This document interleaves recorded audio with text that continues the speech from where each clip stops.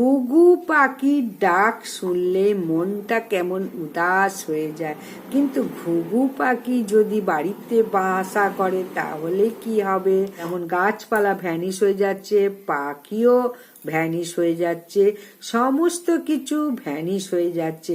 এই পরিস্থিতিতে যদি কারুর বাড়িতে আচমকা কোনো পাখির বাসা করে, বিশেষ করে যদি ঘুঘু পাখির বাসা তৈরি করে, তাহলে খুব চিন্তিত হয়ে পড়ে। তখন সে ভাবতে লাগবে, কেন আমার বাড়িতে ঘুঘু পাখির বাসা বাঁধলো? তখন আমাদের মনটা খচখচ করতে লাগে, এই দেখো আমার ভাগ্যে কোনো অভিশাপ লেগে আসবে, সবার বাড়ি ছেড়ে আমার বাড়িতে কেন ঘুঘু পাখির বাসা করলো? এই রকম যখন মনে আমাদের প্রশ্ন আসতে লাগে, তখন আমরা ব্যাপারটাকে মেনে নিতে পারি না। তখন আমরা কি করি? ঘুঘু পাখির বাসাটা ভেঙে ফেলি। তার এই কাজটা কখনো করা উচিত না, সেটাই আমি এখন বলবো। প্রথমেই বলবো শাস্ত্রের কথা, সেখানে আমাদের ঠিক বিপরীত কথাটাই বলছে। যে কোনো গৃহে পাখির বাসা বাঁধলে সেটা অত্যন্ত শুভ, সৌভাগ্যের প্রতীক। কারণ প্রত্যেকের ভবিষ্যৎ হয়ে ওঠে উজ্জ্বল, এবং মনে করা হয় বাড়িতে চড়ুই পাখি, ঘুঘু পাখি বাসা বাঁধলে 10টি নির্দিষ্ট ধরনের বাস্তু সমস্যা নিরাময় করে। এছাড়া খেয়াল করলে বোঝা যাবে, হিন্দু সনাতনী ধর্মের বেশিরভাগ দেবতারই বাহন হলো পাখি। কার্তিকের বাহন ময়ূর, দেবী সরস্বতীর বাহন রাজহাঁস, বিষ্ণুর বাহন গরু, শনিদেবের বাহন কাক, লক্ষ্মী মায়ের বাহন হলো পেঁচা, সরস্বতী মায়ের বাহন হলো হাঁস। তাই দেবতাদের পুজো করার সময় বাহনদেরও পুজো করা হয়। জানলে অবাক হবে, প্রচলিত ধর্ম বিশ্বাস যে ঘুঘু পাখি দেবী লক্ষ্মীর ভক্ত। সুতরাং বাড়িতে ঘুঘু পাখি দুর্ভাগ্যটা সৌভাগ্যে পরিণত হতে চলেছে। যে গৃহে ঘুঘু পাখি তাকে সর্বদা আনন্দের সমৃদ্ধিতে ভরে ওঠে। আসলে ঘুঘু খুবই শান্ত শিষ্ট পাখি। সেই ঘরেই বাসা তৈরি করে যেখানে, যে বাড়িতে শান্তি রয়েছে। চুপ করে বাসা তৈরি করে ডিম পাড়ে, চোখের সামনেই বাসাটা তৈরি করবে, কিন্তু খুঁজে পাবে না। ঘুঘুর বাসা খুব ছোট্ট আকারের হয়, এবং ঘুঘুর গায়ের রং এমন গাছে থাকার সময় একটা গাছের রঙের মতো, তাই খুঁজেও পাবে না।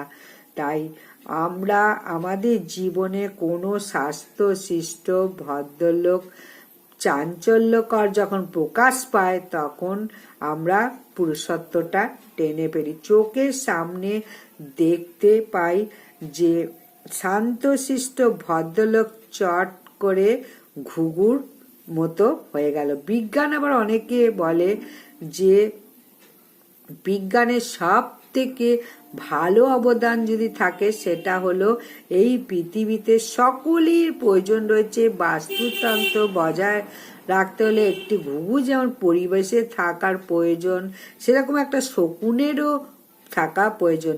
তবেই তো প্রকৃতি ভারসাম্য রক্ষা হবে। আমাদের সেসব ভাববার সময় কোথায়?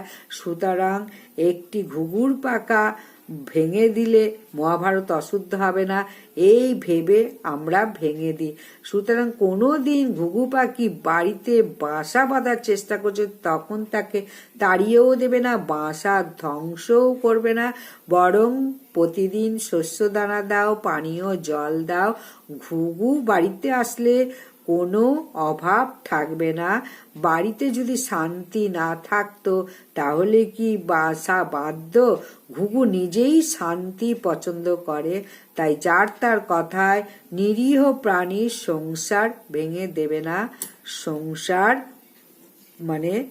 সুখের হবে ঘুঘু পাখির বাসা বাড়িতে বাঁধলে। ঘুঘু অত্যন্ত মা লক্ষ্মীর প্রিয় পাখি বলা যায়। তাই অবশ্যই এই কথাটা তোমরা প্রত্যেকে মনে রেখো এবং এই কাজগুলো করো। ঘুঘু পাখি দেখলে ভয়ের কোনো কারণ নেই, চিন্তার কোনো কারণ নেই, বরঞ্চ তুমি শান্তি পেলে। ঘুঘু পাখির বাড়িতে বাসা বাঁধা ভালো না খারাপ, ভিডিওটা দেখলে শান্তি পাবে। তার নমস্কার, বিদায়।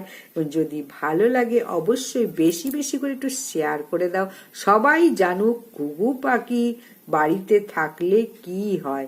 এখন আমরা সবাই ছোটবেলা থেকে শুনে এসেছি ঘুঘু দেখেছো, ঘুঘুর ফাঁদ দেখুনি, বা ঘুঘু চড়িয়ে ছাড়বো তোমার ভিটের ওপর, এইসব কথাগুলোই শুনে এসেছি। কিন্তু এসব কথা সম্পূর্ণ ভুল, মিথ্যে। এখন বাস্তুশাস্ত্র সেটাই বলছে।